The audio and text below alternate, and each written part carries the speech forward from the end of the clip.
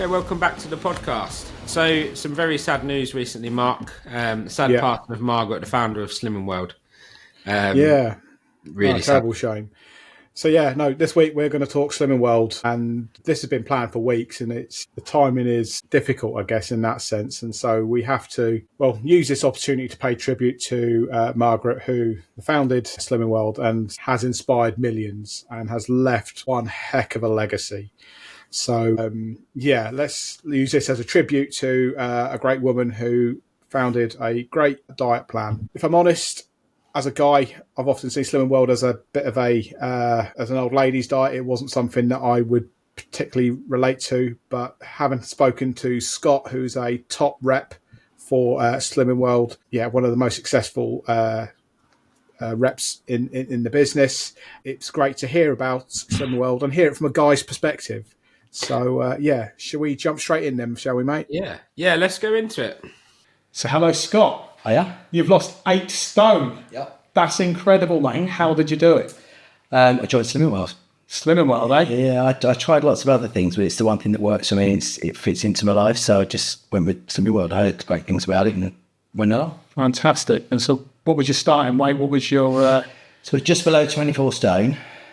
Yeah. Still on my journey, like everyone else. It never ends, does it? You know, you've got to keep going. But yeah, so I've had 2 journeys really with Slimming World. The first time I lost 7.5 stone, and if I'm honest, I didn't do it very well. I messed around. Sorry, hang on. You lost 7.5 stone. I didn't do very well. No. Well, no, the point I'm getting to is it took me 4.5 years to do that. Okay. And the point I'm getting to is I did what a lot of people do. I thought, right, I've done it now. I don't have to do it anymore. And I stopped. And then in 2 years, it went back on. 8 stone went back on. Wow. And I kind of for about 5 years, I was there trying bits and bobs and, trying to get back on it and do it on my own. And I just couldn't. So it took me 3 weeks to walk through the door. But I did it. I got back through the door and I lost it in a year this time. Kept off for nearly 7 years now. Wow. Yeah. Jesus. Yeah, that's... it's a tough thing, but you just got to keep doing it, haven't you? Yeah. Stay off. Has weight always been an issue for you? Like growing up? Yeah, massively. I come from a family where most people are overweight in them, my dad and my brother. That's the very reason why I joined Slimming World, because my dad had his first stroke at 46. And then went on to have another 4. My brother had double bypass at the age of 50, 6 years older than me, and he's had his 6th stroke before Christmas. It's just 2 stents fitted. So it's really heavily in the family. My mum, so my granddad died of being overweight. He had hemorrhage and everything. And so it's always scared me, but when you think I need to do something about it, it still wasn't enough. And I've got 2 kids, and I just thought one day I was huffing and puffing. I couldn't go on the rides, and I thought I need to do something. That's what made me join in the first place. And so far, I'm proud to say, my cholesterol was 3.4 last time I checked, about 8 months ago. So I know I'm doing all right with it. I like to say still I saved my life. Yeah, and was there like a moment in time that you said, right, enough's enough. I can't keep living like this. I've got to make a change. Yeah, I think it was when I went away with my kids, and it's just literally I couldn't keep up with them. I couldn't do anything. I remember we had a B&B and going upstairs. And I was huffing and puffing, and I thought and hot and sweaty. And I thought, I just can't do this anymore. And pretty miserable as well. I really hated myself. I had no confidence as well. By trade, I was a baker, so that was hard. So doing that at the same time, I used to hide in the back in the kitchen, and because I didn't want to see anybody. So I had my own bakery down in Cambridge actually. And I just thought something's got to give. I just can't keep doing this to myself. And I got to a point where, I don't say, I don't know, but when you go to buy clothes and you can't find your clothes in the shop. Yeah. No, Which I hate it because, ordering it online, you come, and I think, I think it's got better now, but back then everybody assumed that you wanted to wear a tan. And I just felt so uncomfortable. But the one thing the main biggest reason was coming home in the plane. I was fat shamed by the steward. I needed a seatbelt extension. Right. Yeah. And I asked, can I have a seatbelt extension? And they tannoyed it out. And somebody else in the back bought one, obviously, and I just spent 9 hours on this plane. I was just mortified, and I couldn't wait to go off the plane. And then looking back at photos as well afterwards, thinking, why didn't we say it? Of course, everybody says, "Oh, because we love you," because but actually, I wish somebody had been brave and said to me, "I needed that." But that was what was the real big push. I on the way I fitted in the plane just about. But 2 weeks in Florida wasn't great for me. And I just, no matter how I tried, I couldn't get there. And it was the most uncomfortable, horrible flight. But after I lost some weight, the first flight was brilliant. I got a picture with about out here, So, that was the biggest thing. It was a holiday that did it. For me, really. And it said, I think we've all had that sort of moment when we've just realised, I can't do this anymore. And I've had 2 weight loss journeys, or 2 big ones in my time. I lost about 4.5 stone. Wow. When I was in my 20s, and I was a sales rep, and I had a customer, and I had to go upstairs to our office, and I had to carry this big case of samples up the stairs to our office. And so I trotted upstairs, and I got to the top of the stairs, and I was out of breath and got into a massive sweat. And I thought, I'm 25. What's this about? This shouldn't happen at my age. And I just remember, this was a lady in a sort of probably late 50s, early 60s, and let me grab that bag off you. I thought, this is all wrong. This is not how this should work. So, that was kind of that eureka moment, shall we say, that said, right, I've got to do something. And so I went on that journey then. As time went on, things changed, and I didn't put it all back on straight away, but over the course of about 15 years, it happened again. Just goes on sneaky, then it. And then this time, I think this was the time I turned 40 and thought, right, I've got to look after myself. I've got kids. I want to see my kids get older, and I want to chase them around the park and everything else. I've got to make a change. And so that was the moment this time round. I'd say yours was go on. I was saying it's really interesting because I think everyone's journey is so different, right? And I remember being a police officer and having to do fitness tests. And they're not the hardest, but struggling to do them because I'm 21 odd stone. And that running, changing direction numerous times up and down a hall, although you're not sprinting, it's a fast jog towards the end. It's that never bothered me, weirdly. Even though your job's on the line, your livelihood and everything, that wasn't the thing. It wasn't for me until I went to the doctor and he said, "You're not going to see your kids get old." Wow. And it was like, fuck. And I'm like, whoa, what? And it's weird because, look, 21 stone, 5'8", you know that's not hidden information. But it's just, sometimes it just takes that one penny drop moment, whether that's someone telling you, whether it's not sitting into a plane seat very well, walking up the stairs. It's just that one time it just seems to resonate, and that's the catalyst for change.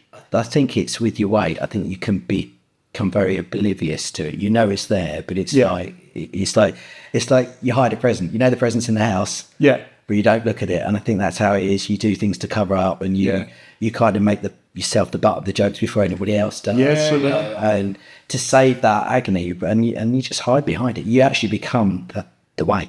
Yes, does that make sense? I completely get it. And it's only when you've probably lost the weight you then reflect back and you're like, geez.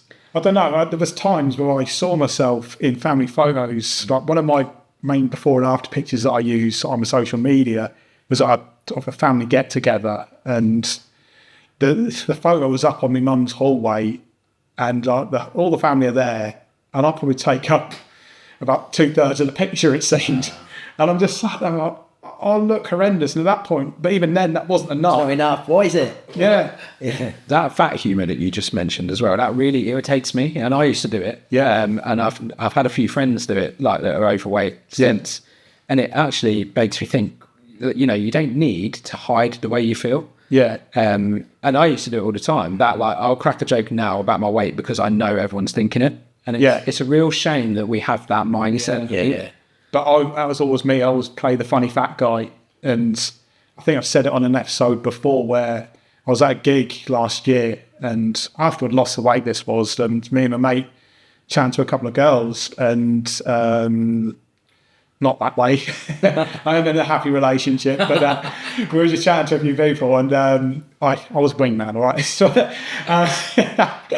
but basically, I jumped in with a fat joke about myself. And then one turned to me and goes, "But you're not fat."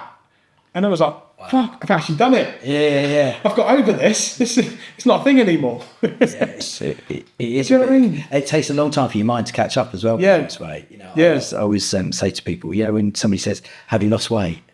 I say to them, "Say pardon." or what? And they say it again. You say, "Oh no, I heard you the first time. I just want to hear it again." Because it's so nice to hear. It is nice. And I think when you've lost the weight, you do expect people to comment on it, and then when they don't, you're like, "Hello." Yeah, no, that's I've lost true. weight. I said, in my job, I'm in sales and I travel around a lot and I see my clients sort of every 4 to 6 weeks.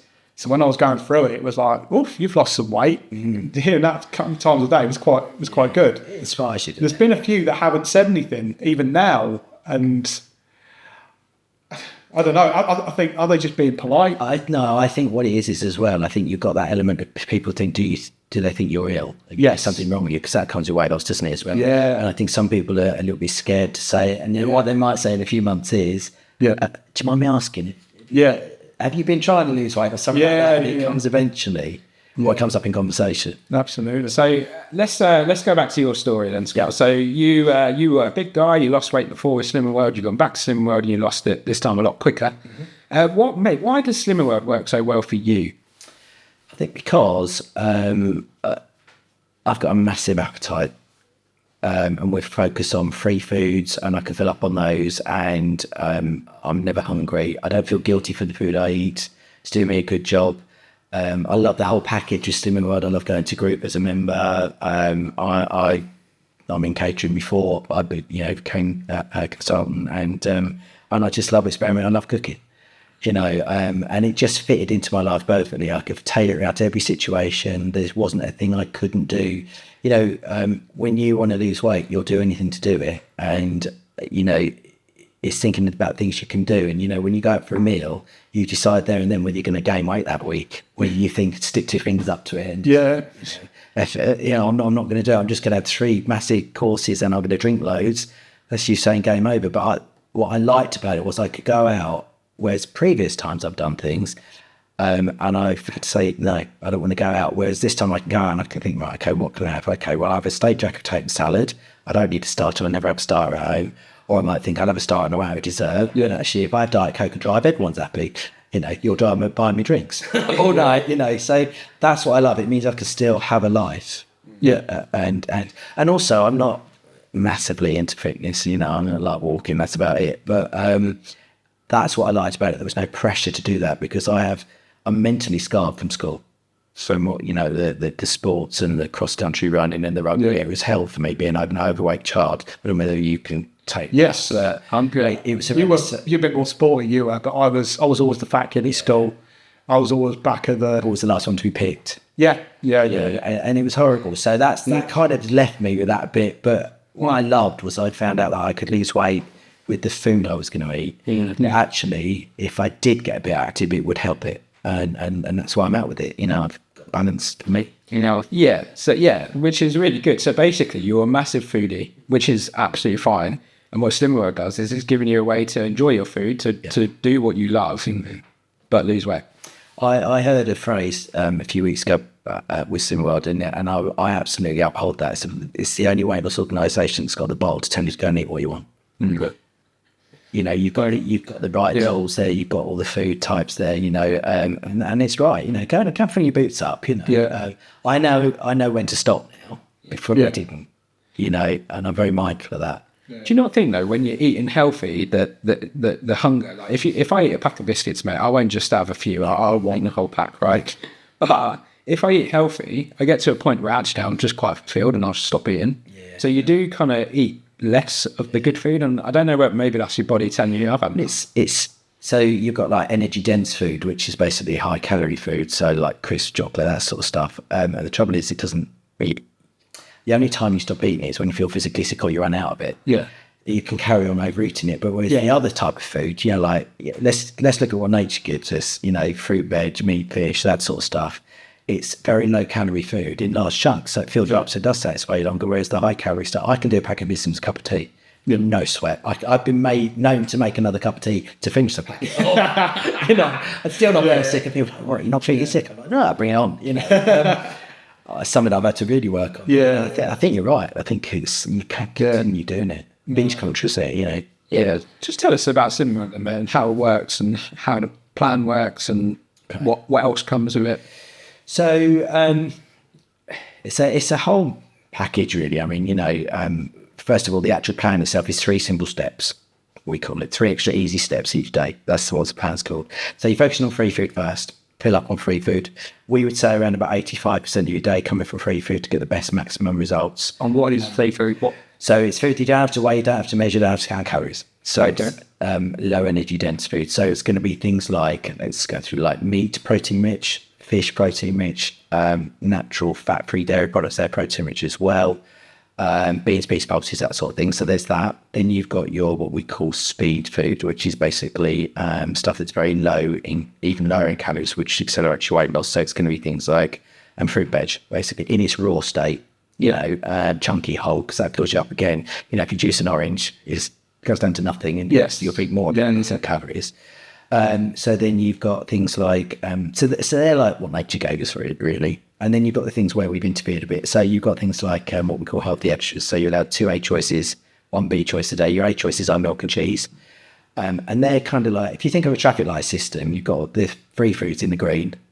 We're now into amber. So you've got to be careful with it. It's okay, but you've got to be careful with it. So a small group of foods, a small amounts are good for you. So like milk and cheese, or milk cheese head.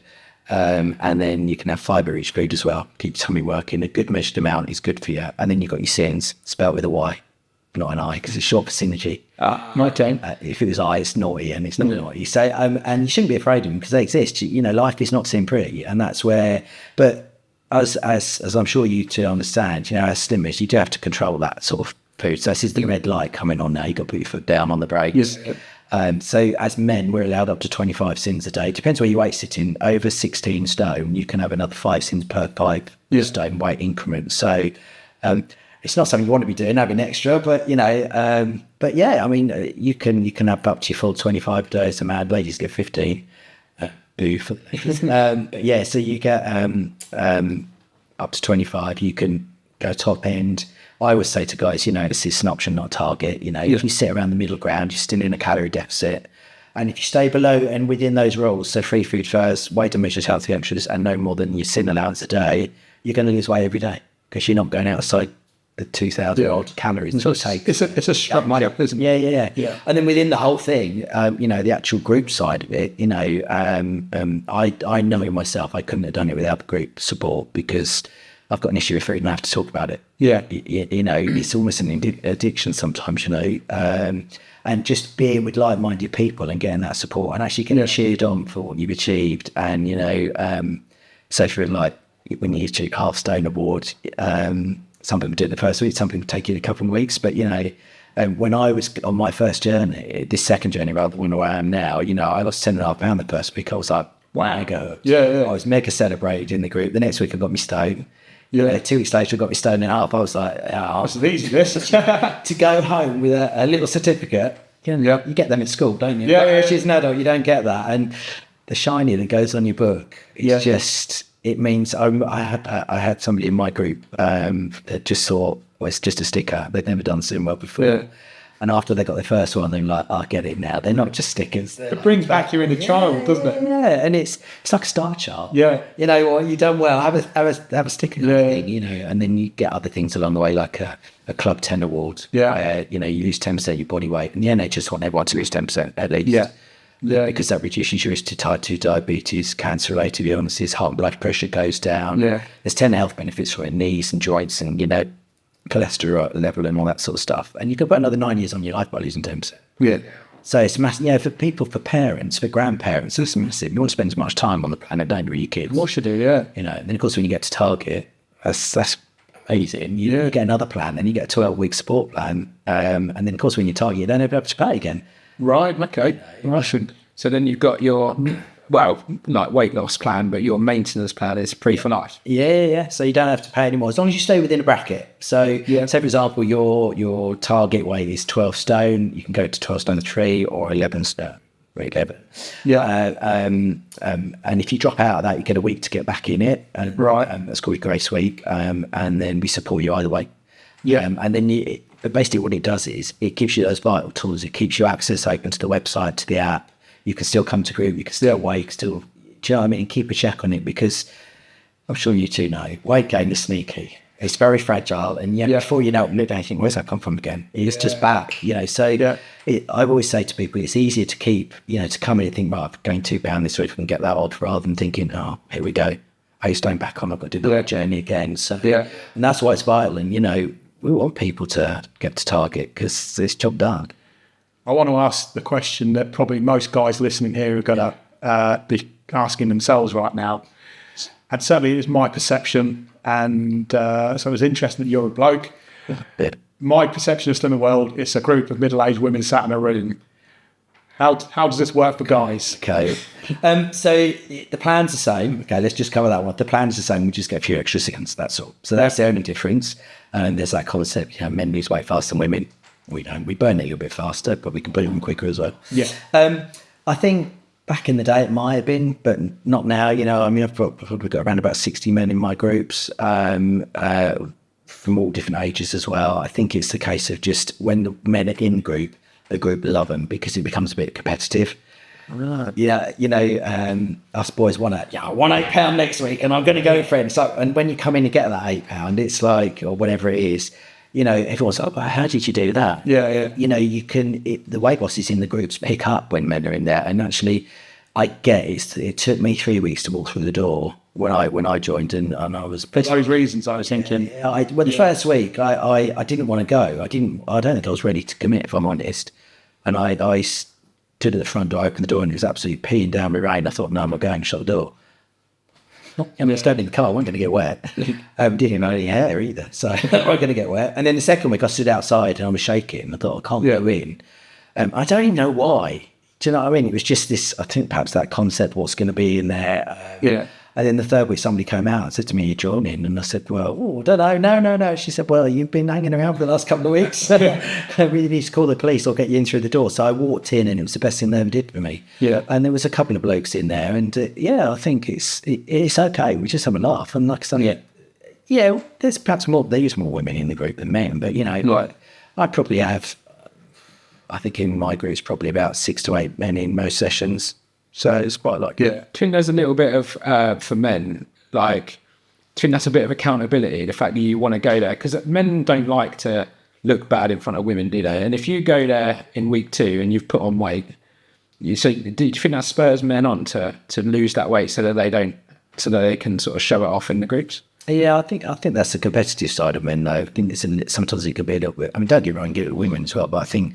the competitive side of us is built into us, you know, like winners. We want to be the best. We want to be the alpha male.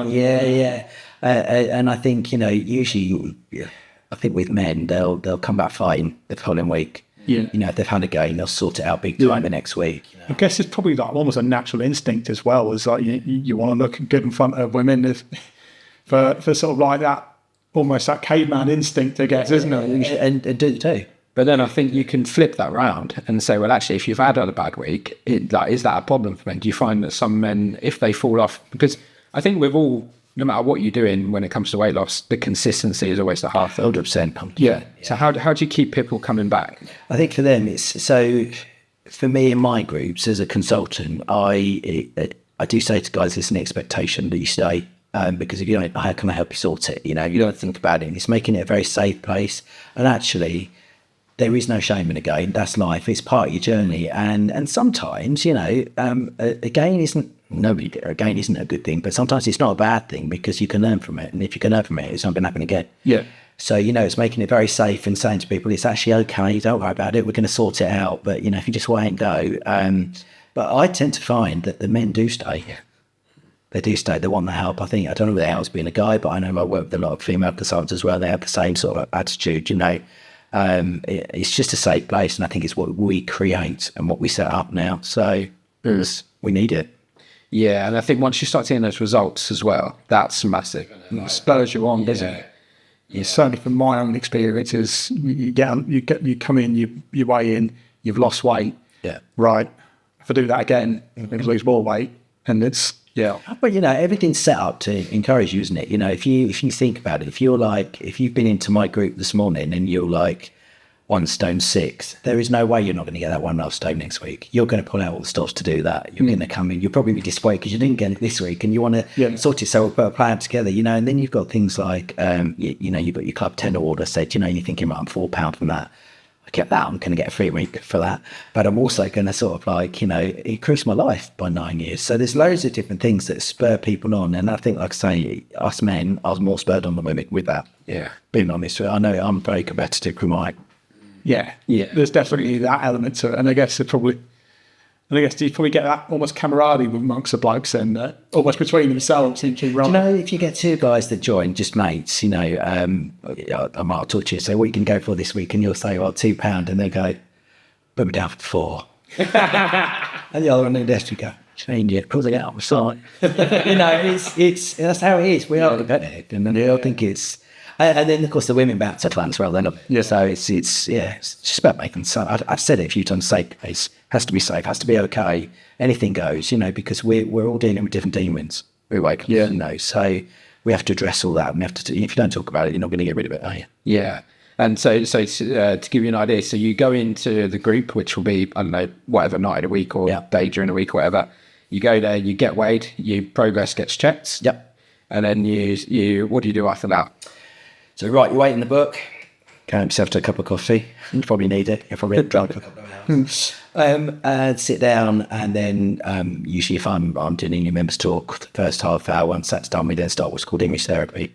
And that's where we go and we talk to everybody individually. So we usually, we have 3 stages of that. We talk about success, or if it's a game, how are you feeling about that? Because some people might go, I'm actually really happy with that, only got £1. Yes. Do you have to talk in the group? No, do you know what? It's advisable, but I personally would rather, if somebody wasn't comfortable with it, would stay to group rather than weigh and go. I'd rather somebody stayed and soaked up all the things. And actually, sometimes with the spotlights on somebody, they don't want to talk, but they might want to ask a question in group.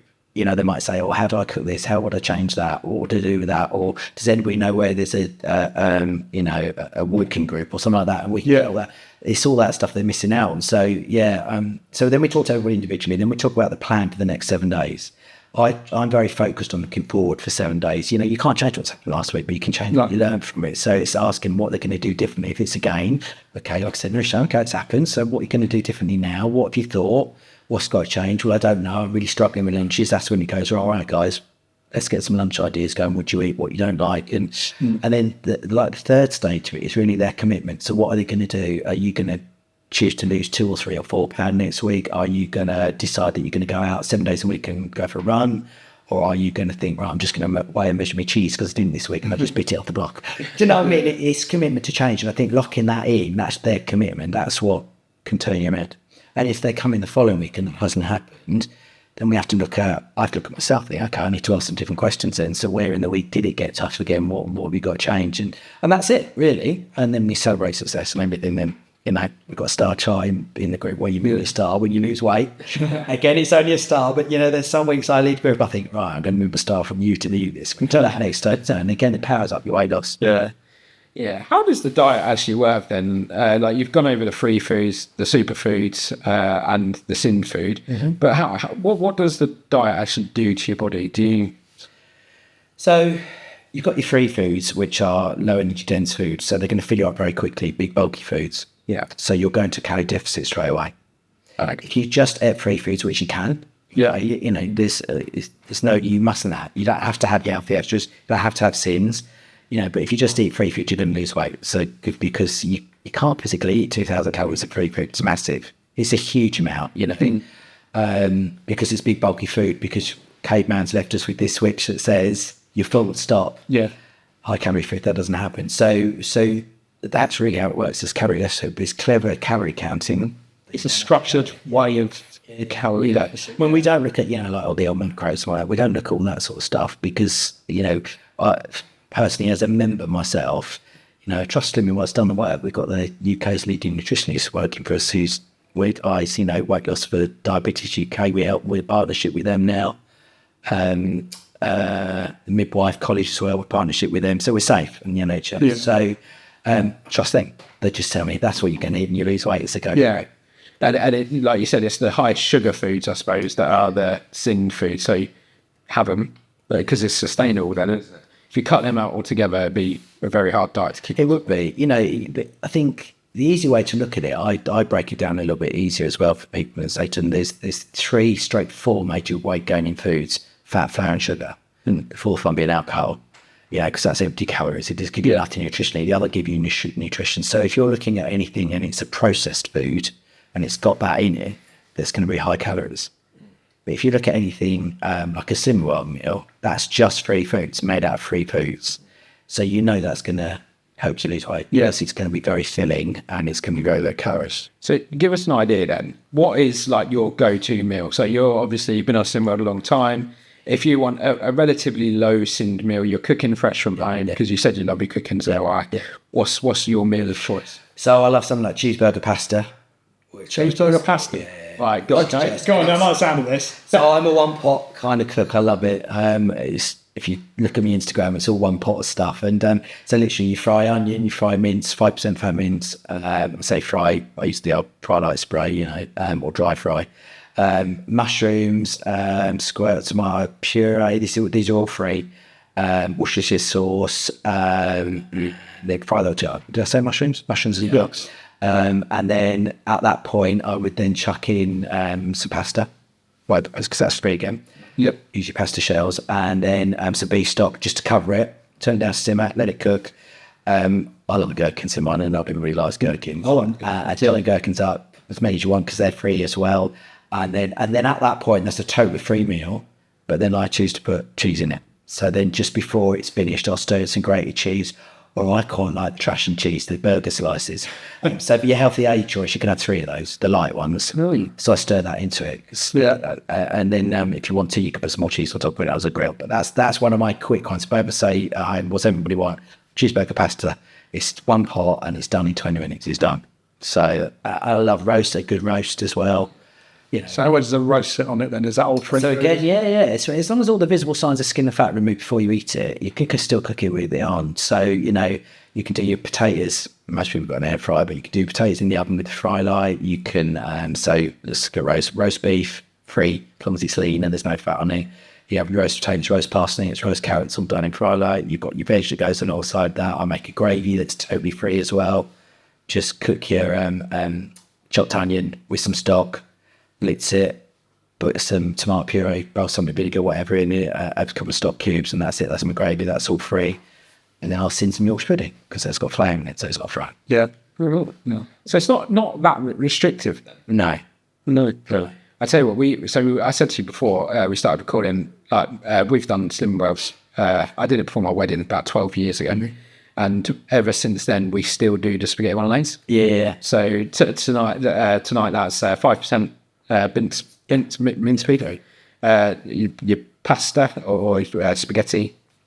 We use tin tomatoes, passata, I think Worcestershire sauce, like you said, and mixed herbs. Basically, it's all free. The whole lot's free. And we've done that for 12 years. It's really funny because you hear some people say, "Oh, I've got some friends coming around and I'm not going to tell them it's Slimming World." And you're like, why would you not tell us? Because they won't eat it. And they come the next week and they go, they ate it. It's just a concept. It's tasty food. I think diet food used to be boring. We're not a diet, we're a healthy eating plan. I think that's when you get mixed up. We're not a diet, we're a healthy eating plan. And I think you make those changes, you can enjoy most foods. It's just thinking what can swap out. If it's got oil in it, needs to come out, needs to be changed. Take the skin and fat off, that's going to be free. If you're looking at things like, jar sauces, they can be really high in calories, whereas you just said passata. Passata's it's so low in calories. Yeah. And it tastes just as nice. So you can add things like salt to it, can't you? Yeah. All herbs and spices are all free as long as it's like a spice blend with sugar or oil in it. Yeah, like the fajita powders that you get in the old El Paso, that sort of stuff. Yeah. I mean, I make sort of like, if I come in from like work today, I make a really quick soup. We call it 3-2-1 soup. Have you ever heard of this? No. It's such a good one. It's amazing. 3 cans of chopped tomatoes, 2 cans of carrots, 1 can of baked beans. Touch bite out of the box. It's a bit of a weird one. You put a pint of stock with that, bring it out to boil, but you need 6 little pickled onions in it as well. And then literally let it simmer for about 20 minutes. Blitz it till it's smooth. And that is the best tomato soup you can ever have. But again, it's all free. Don't make a massive vat. And it's great for you. I might give that a go. The shell lobby soups. You can quite well. Feel free to make it for our next recording day. Bring your glass. Yeah, so, and I can still have my sweet treats if I want to, just in control them, Yeah. So for sort of, do they recommend that you have the 25 sins a day, or is it like better to have 15 or 10? You know what, you can go top end, you can go bottom end. Obviously, the lower you go, that's less calories, so you're going to lose more weight. But I always advise guys to go middle ground. You know the best weight loss is coming from somebody that sits around about 7 to 10 sins. Life is not sin-free. If you ignore them, you're going to gain weight. So you've got to focus on them. You've had them. You've got to be accountable for them. But, I don't often go top end. I've got to be honest, I stay around the middle ground because that accounts as any slip-ups. There's always going to be slip-ups. You're always going to open something, put it in, and then look at the label as you pour it in, and you say, oh, damn. Yes. Or you check it afterwards, which you shouldn't really do. I tell everyone to check it before you neck it. But, so it's you can still have them, but, people still lose. Our plan is devised that you have free food, healthy extras and sins, and you can have up to 15 or 25 sins a day and still lose weight. Yeah. £1 to £2 a week is average for a lot of people, but, a lot of people go with chunkier losses than that most of the time. And me and my wife tend to have like a date night on Friday. I'm assuming you can't go, well, I'm going to have 4 days of no sins and then smash 100 sins on the Friday. Well, theoretically you could, if you wanted to, but we wouldn't recommend it. Purely and simply because that's kind of a bit like binge. And it's a bit open-ended as well, so what then happens is you get 100 and then so if that's including alcohol particularly or like the high calorie stuff, you're pushing a bit of a food frenzy. Yeah. And then you don't know when to stop. And the trouble is... You're then probably holding water that day after, aren't you? And the thing is as well, it makes you crave as well. So, if you've had all that high calorie stuff, the next day you're going to get up and feel pretty groggy. And then your body then craves more. So you do it again. And, you're instantly probably going to gain 2 to 3 pounds the following week because not particularly that nice what you do afterwards and you feel sluggish. So you don't want to leave the sofa. You're not getting active. You're not burning any calories off. So it's to keep better control, we recommend to do it as a daily, because if you stay within those daily allowances, and with the swaps we've just talked about, you can still have a good date night, steak, you can have steak and chips. I'm having ham tonight with cheesy mash, guys veg with it. That's a proper nice meal, so, and that's going to cost me 3 cents. Okay, yeah. Well, ham shake I didn't cook it, but it's 3 cents, so... you can still enjoy those lovely stuff. You've just got to look at how you can make those changes. Sure. Yeah. No, it sounds ideal. So going out and eating out then, is that hard to do on the plan? I think you've got to really focus on what we teach you, to be honest with you. So looking at the stuff that's got the most free foods. Think value for money. I don't mean as in cash. I mean value for your calories, if you like. If you've got into a buck. Yeah. As I said earlier on, before we start recording, you get a meal that's 500 calories and you look at the title, it's creamy coconut chicken curry. Well, there's 2 clues there. Coconut and curry, they're both quite high calorie foods when they're processed. So, creamy. So, you've got to look at that. So it's things like on the menu, I would be looking for tomato-based things because they tend to be less calories than, and there's danger words like deep fried, battered, breaded, cheesy, creamy. So if you're looking at things, I always joke and say, the things on the menu that make you dribble, they're the ones to avoid. But if you're looking at things that, you're thinking you're hearing steamed, baked, jacket potato, new potatoes, that sort of thing, looking for those swaps that you can still enjoy a meal out. Yeah. But then sometimes you just think to yourself, I just want it, and that's what I'm going to have this week. Sometimes you have to smash that itch and you have to take the hit, don't you? Take on the chin, so to speak. But I think with preparation, and I work with a lot of people that I get people to visualise, and it's a massive thing because if you've got a habit, it's the only thing that's going to break a habit because you have to imagine yourself doing something different. So, for example, if you've always gone out and had 3 courses with a load of wine and beer and whatever, you're always going to do that because that's what you're programmed to do. But if you think about it before you go, what could I do? Well, you're going to have to drive, so you're going to have to drink sparkling water or whatever it is you're going to have. You might think, well, I'm not going to have a starter. Yeah. Chances are most people will come with you. They'll sort of like think, well, okay, I might have starter because you're... There is, you often get that when you go for dinner and start, is he having a starter? Is he having a starter? Who's having a starter? And you're like, you're either hoping everyone says yes or... And then almost if you're the only one who doesn't want one, you're kind of like, or does want one, no one else does, you're kind of embarrassed into not having it, aren't you? Yeah, and it's our class is too pushing. I mean, you just got to do that. You say, go on, have one, I'll buy it for you. You have it because I wanted it and nobody else was having it. And then I forced the whole table to eat it, you know. But now it's, and I think the other massive thing we're going out for a meal is getting your friends to buy in. You know, I think as men, we're all embarrassed that we're trying to lose weight, and we shouldn't be, because do you know what? What I've realised across my years as being a slimmer, I was 23 when I first joined Slim World years ago, and I'm 55 now. You know, I've done it a long time. Is that actually when you ask people to talk to people about what you're doing, they will support you. It's when you don't tell them and you just say, I'm on a diet, people go, go on, have one. Yeah. Actually, that one thing could totally trash a whole month sometimes. Yeah, no, that's a very good point, I think. And I've had that plenty of times when I've been sort of like, when I did Cambridge Way plan, and it's like, look, I'm on a diet, and well, just come out for a few cheeky bits, you'll be fine, mate. And it's just like, no, come on, just, yeah, that just completely disrupts everything that I've been working towards. And I think it's very fragile. I always say weight loss is very fragile, and it doesn't take much for it to go. And, you know, I've had a conversation with somebody this morning. He said, why does it come quicker than it comes off? Because you've got, you know, high calories. Yeah, when you think about it, like 14 digested biscuits is about 3,600 calories. Well, that sounds a lot in one go, but actually it's only 2 digested biscuits every day. Yeah. You know, but to actually lose a pound, you've got a deficit 3,600 calories on top of 14,000 a week. It's just quite a lot you've got to get rid of. Yeah. Do you know what I mean? So, and people can really push you over that. So I think getting them to buy in, and then what happens is they turn around, they then become really proud of you. Yeah. Really proud of you, mate. Look what you've done. And then they support you even more. They say, I wish I could do it. And you're like, Yeah. You know, and you become like the hero then. I gave up drinking 18 months ago purely because it was beginning to raise havoc with my life again, as in weekends were totally off of it, you know. Yeah. I suppose out of lockdown, and we were getting together again with people, and I had to go because I was just doing the stupid things I talked about earlier on, you know. But actually, when I was going out with people, the first thing, you're still not drinking. Go just one way there, you'll be all right. And I was like, I don't want to do it for personal reasons. I just don't want to do it anymore.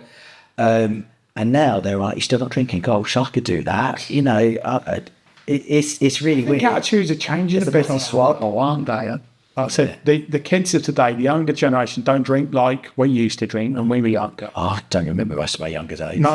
you get your wages and go out and be gone by Saturday. Oh, at university, it was just a constant piss up. Yeah. It really was. Well, it's proven, isn't it? Most university students drink their food budget. Yeah, no, you did. You'd eat like 30p noodles or something, and then you'd go and get a case of lager and that. Yeah. I've got no money. You got 12 lagers though. Yeah. It's so true, we did. But I think like there are similarities as well. Like we've discussed this before, Mark, probably off air. Like if you're an alcoholic and you go out and have a few drinks, that's probably going to end badly for you. And I think sometimes, certainly in the early stages of a diet, and I know being an alcoholic is probably a bit worse, but like if you're on a diet and you're a week or 2 weeks in, you're still very fresh to it, to then just go and have that effort moment straight away probably isn't the best thing to do. It can derail you big time. Yeah. I remember one of our losers came on, and it was Chris. He referenced that, and I don't want to sort of understate alcoholism by any stretch, but almost when you're a big guy and you've lost the weight, there is an element in the back of your head where you could slip off the rails very, very easily. And it's like they say, you're an alcoholic for life. You're just taking the measures to stop drinking. Yeah.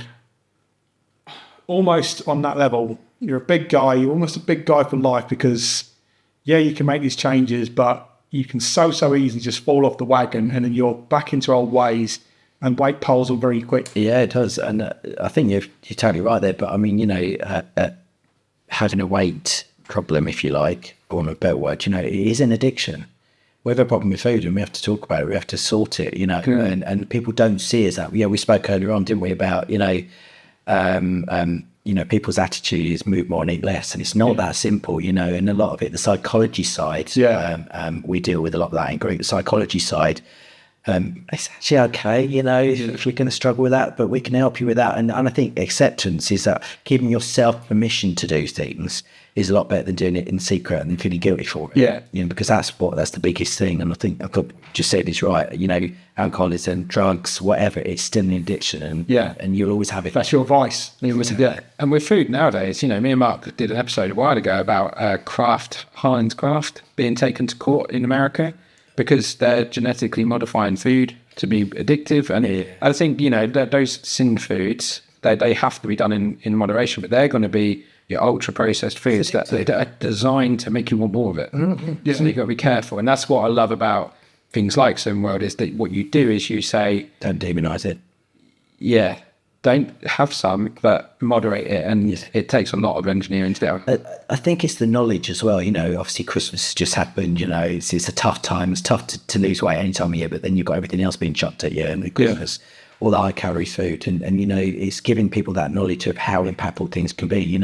A handful of peanuts is massive calories. People they think it's only a little handful, but, they're like little buckets of oil, and people don't understand that, but then you get these other weight loss plans, and like I said, I'm not here to down it, but they'll get you to eat nuts and things. Well, yeah, but you don't eat much else. So it's because they're such high calories, but it's all a calorie deficit, but it's dealing with that issue that it causes. I'll just say one of my biggest things is Cadbury's cream eggs.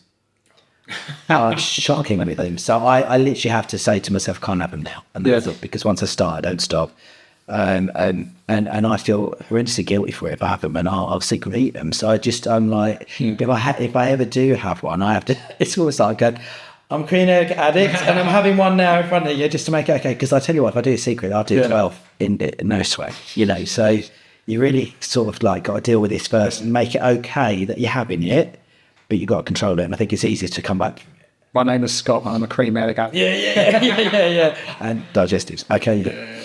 No, we've all got them. I'm a sucker for peanut butter on toast. Slap it.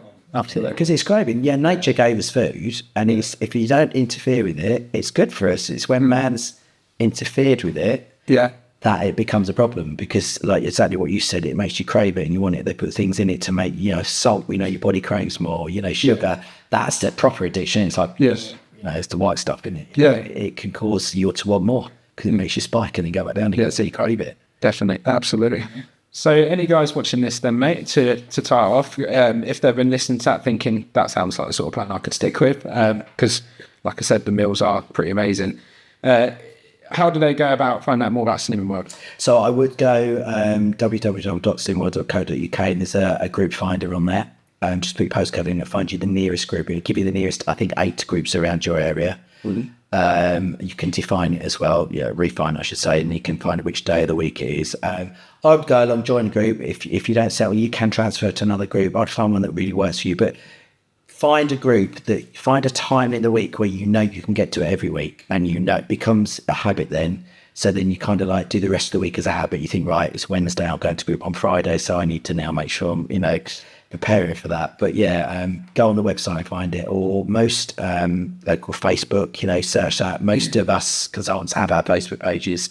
Will come up straight away, and particularly guys, you'll be welcomed in with open arms. Cool. Well, we'll put it on the show notes. Mate, thanks for coming up. Thank you very much. Thank you. Well, Scott, appreciate it. Okay, Mark, mate, what did you think to that? I thought that was really good. Yeah, great episode. I really enjoyed that. I didn't, like I said before, think much to Slimming World. You've seen the posters in your local community centre, and I just instantly wrote it off as a old lady's diet and gave it no more thought than that. So I didn't really have a lot of knowledge about Slimming World before this. So it was great to meet Scott and have his perspective, hear how he lost, 7-8 stone, and how he's now built his business around it. But yeah, Mark, to be honest, mate, I've actually done a Slimming World a few times. I did it before my wedding. Really? Mate, it does work. It's really good, and we know that to get real results, right, you've got to be consistent, and you've got to do it over a long period of time. That's where you get the best results. And I think Slimming World understand that, because they let you have a little bit of the bad stuff. They give you a simple model to work to limit that, but to increase the good stuff. and it gets the results. They encourage you to move more with what they call body magic. So, that could be anything from walking to playing sports. And it does work, mate. It's definitely a lot of women, of course. It always has been in my experience. But there's more and more men going. And reps like Scott, I think, are going to make a huge difference to blokes to make the most out of that diet. So really good. Yeah, absolutely. What I liked about it and what I took away from this was pretty much every other diet out there. It tells you what you can't eat. You can't eat this. You can't eat carbs. You can't eat sugar. You can't eat this, that. There's none of that here. This is what you can eat, and the focus is all about what you can have. And I quite like that idea. As somebody who loves me food, I'd rather have a diet or something to tell me you can eat as much of this as you like, and that's effectively what this does. So yeah, a great episode, and honestly, mate, it's opened my eyes because it's something that, quite frankly, I'd never even thought of in the past. But there are guys that are doing it and losing weight on Slimming World. We should be speaking to another Slimming World loser in the next week or so. So, look out for that one, guys. And just one thing to finish on, Mark, as well. A family member for my wife, so one of my family members has actually just got Slimming World through her GP. So you can, just to make everyone aware, you can actually get a prescription now if you're in the UK from your GP. And I think it's either 6 or 8 weeks free on Slimming World. So look, guys, if you are classified as obese on their BMI, go and see your GP. And if you think you're going to benefit from that prescription, hopefully they do it in your area like they do mine. It's well worth looking into. You get, 8 weeks free, get you well on board, get you well into it. Absolutely. Yeah. And mate, it is good. Like we even when we're not dieting as such, we still cook a couple of their recipes that we did on the plan and that's going on 10 years later. So fair play. Really good. So what have you got to lose? A few pounds by the sound of it. Yeah. I just thought that. What a question. Boom, boom, boom. I love it. Yeah. Why have we not dropped that in before? We should have dropped that in some episodes before, shouldn't we? Yeah, more comedy gold coming up on Big Fellas in the next few episodes. But that's brilliant. And on that high, we'll end it. Don't forget to like and subscribe. We've got some great episodes coming out. We've got ePulse Studio. I'm quite looking forward to, Mark. What else we've got coming out? We've got more loser stories. We've got some really good loser stories. I just spoke to a lad this morning, actually, just through social media. He's lost 45% of his body weight through Man v Fat. So, look out for that one. That'll be a banger, I think. But yeah, there's some cracking episodes to come. We've got, we're reaching over the pond again, back off the success of David Havens and the Navy SEAL. We've got a massive loser story coming. This one will excite you. Like nothing we've done before, this is going to be a good one. So look out for that one coming soon. Cool. Well, subscribe and we'll see you soon. Take care.